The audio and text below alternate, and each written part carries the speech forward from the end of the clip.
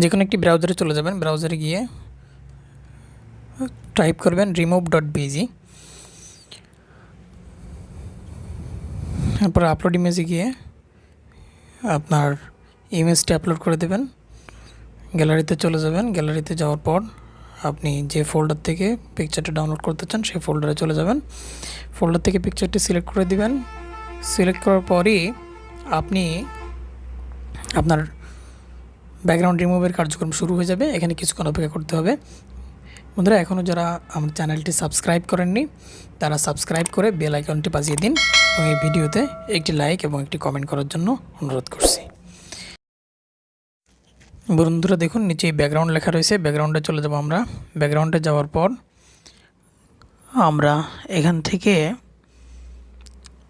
ফটোতে দেখতে পাচ্ছেন বিভিন্ন ধরনের ফটো আছে। আমরা এখানে যাব না, আমরা চলে যাব কালারে, কারণ এখান থেকে ব্যাকগ্রাউন্ড নেওয়ার কোনো কারণ নেই। আমরা কালারে গিয়ে কালারে দেখুন অনেক ধরনের কালার রয়েছে, যে কোনো একটি কালার আমরা চাইলে সিলেক্ট করতে পারি। এখানে সাদা রয়েছে, এছাড়াও এই যে নীল রয়েছে, নীল ছাড়াও আরও অনেকগুলো কালার এখানে আমরা দেখতে পাচ্ছি, কিন্তু আমরা অ্যাকচুয়ালি নেব সেটি হলো আমাদের হোয়াইট ব্যাকগ্রাউন্ড নেব আমরা।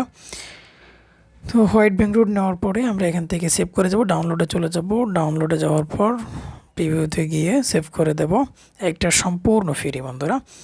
এরপরে আমরা চলে যাব cutout.pro-তে।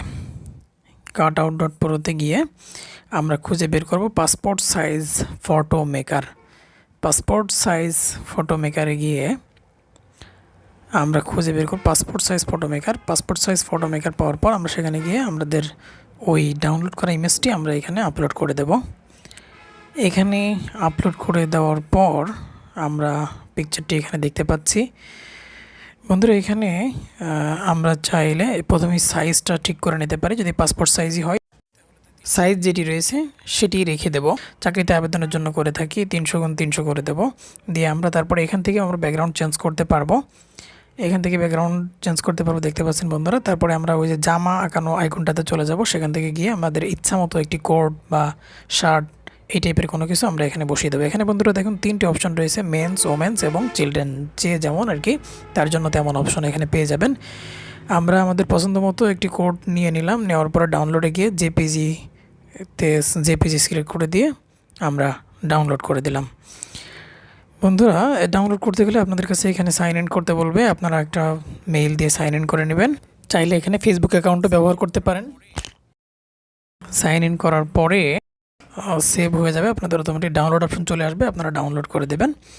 ডাউনলোড করার পর দেখুন বন্ধুরা, আমি আপনাদেরকে দেখিয়ে দিচ্ছি। এই যে এখান থেকে আমি আমার ফটোটিতে গেলাম, এখানে ফটোটিতে দেখুন বন্ধুরা সাইজ রয়েছে 300x300 এবং এটা আমাদের কোড পড়া, পেছনে ব্যাকগ্রাউন্ড নাই।